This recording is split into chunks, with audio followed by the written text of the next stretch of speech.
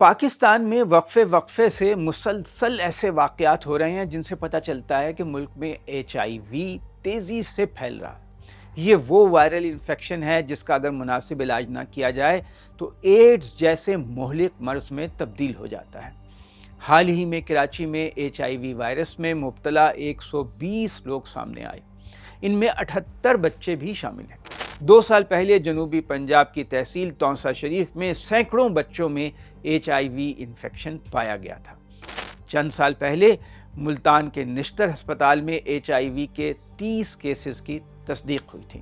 وفاقی وزیر صحت مصطفیٰ کمال کا کہنا ہے کہ اسلام آباد میں ہر ماہ 30 سے 40 لوگ HIV کا شکار ہو رہے ہیں۔ عالمی ادارہ صحت کا کہنا ہے کہ پاکستان میں HIV بہت تیزی سے پھیل رہا ہے۔ پاکستان میں HIV سے متاثرہ لوگوں کی تعداد کی اصل حقیقت کیا ہے، اور اگر یہ مرض تیزی سے بڑھ رہا ہے تو اس کی وجوہات کیا ہیں؟ کیا یہ صرف صحت عامہ کا مسئلہ ہے یا حکومتی نظام اور گورننس سے بھی اس کا تعلق ہے؟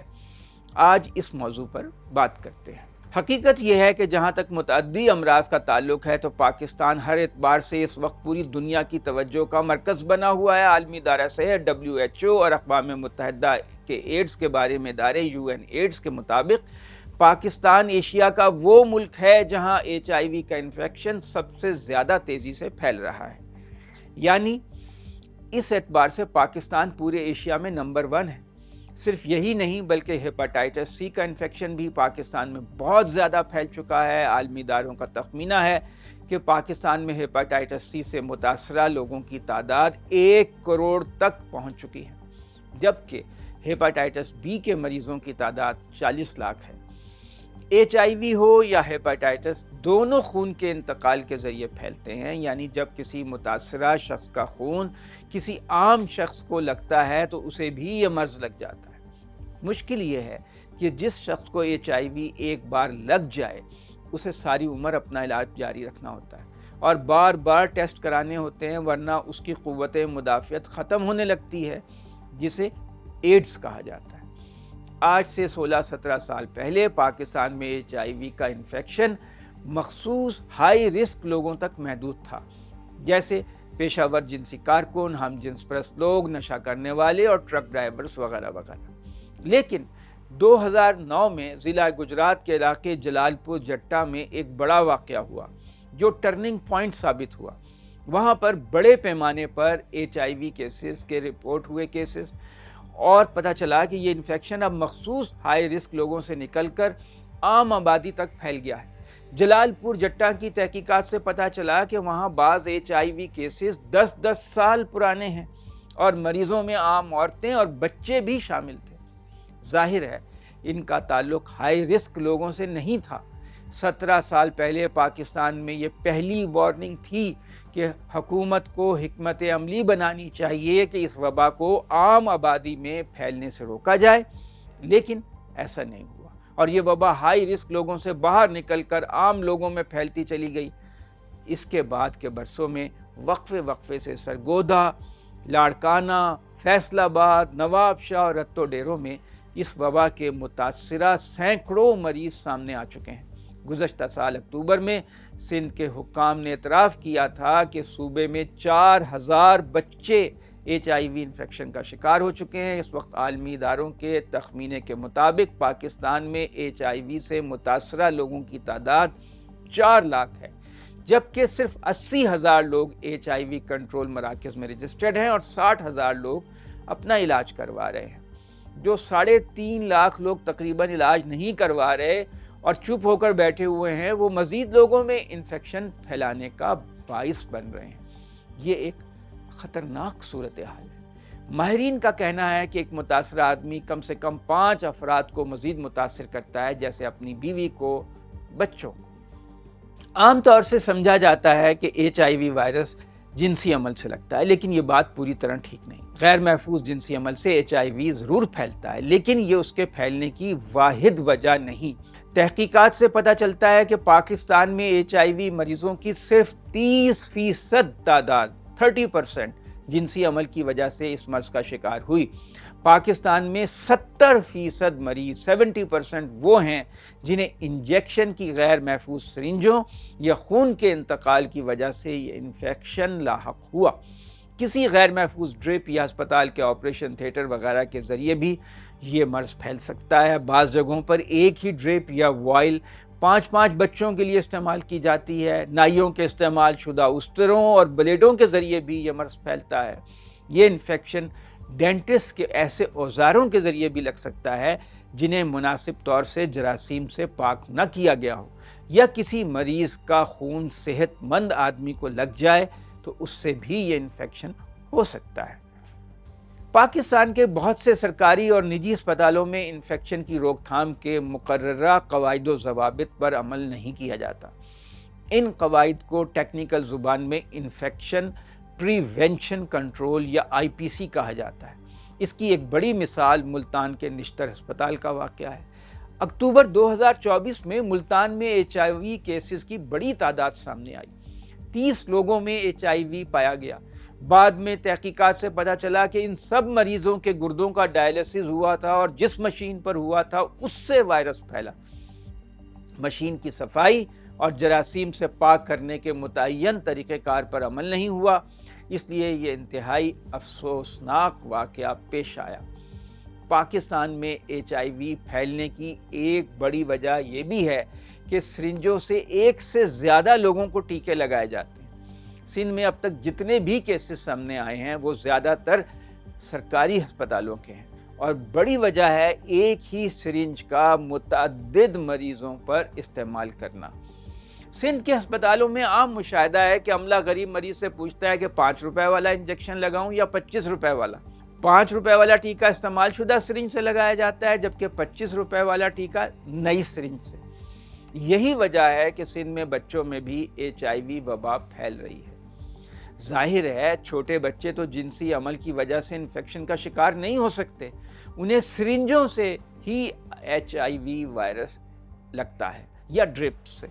سندھ کے علاقے رتو ڈیروں میں سن 2019 میں 1000 بچوں میں HIV وائرس کی تشخیص ہوئی تھی۔ اب کراچی کے ولیکا ہسپتال سے جو کیسز رپورٹ ہوئے ہیں وہاں بھی سرنجوں کا مسئلہ ہے۔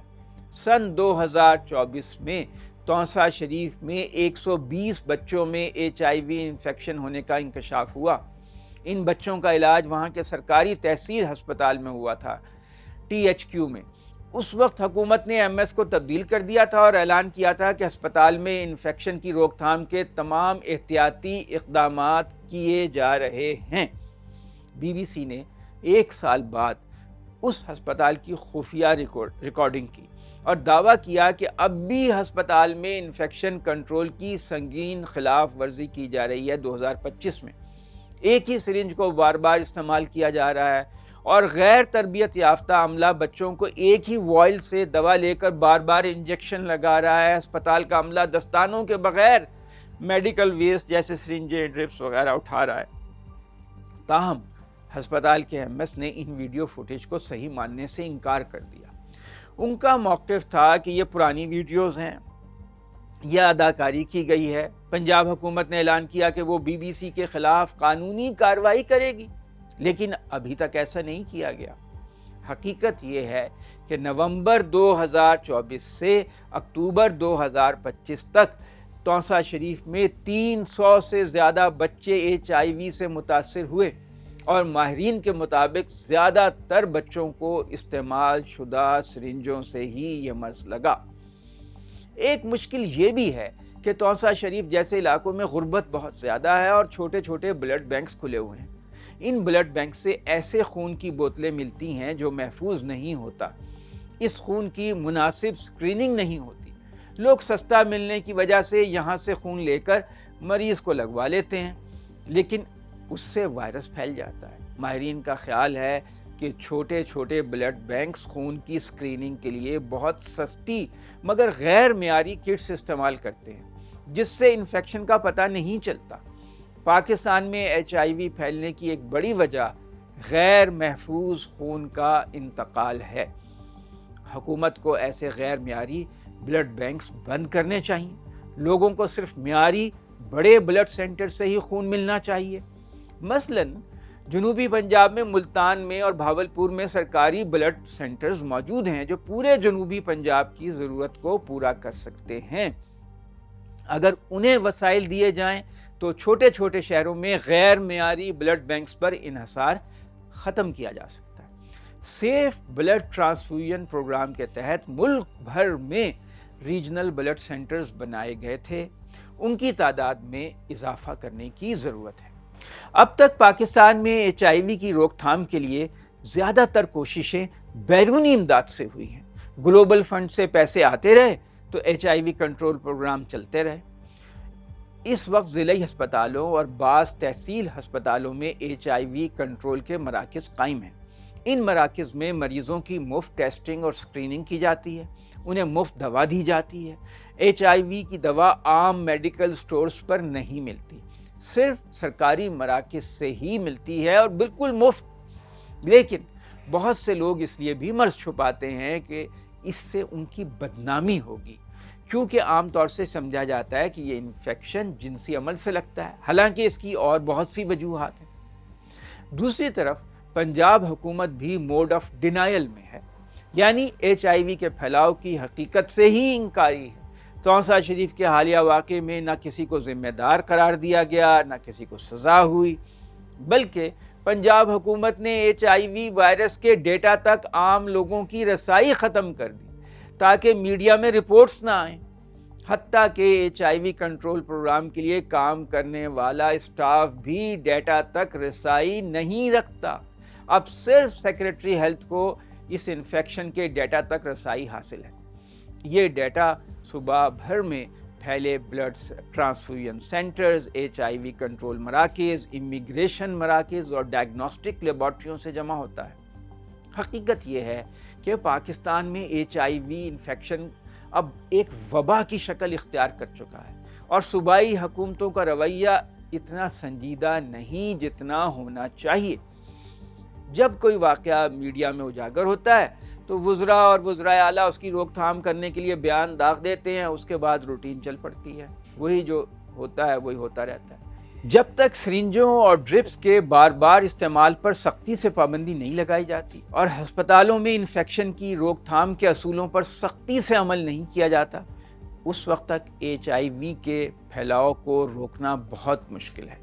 پاکستان HIV وبا کے آتش فشاں پر بیٹھا ہے، اس کی بروقت روک تھام بہت ضروری ہے۔ کبوتر کی طرح آنکھیں بند کرنے سے کام نہیں چلے گا۔ شکریہ۔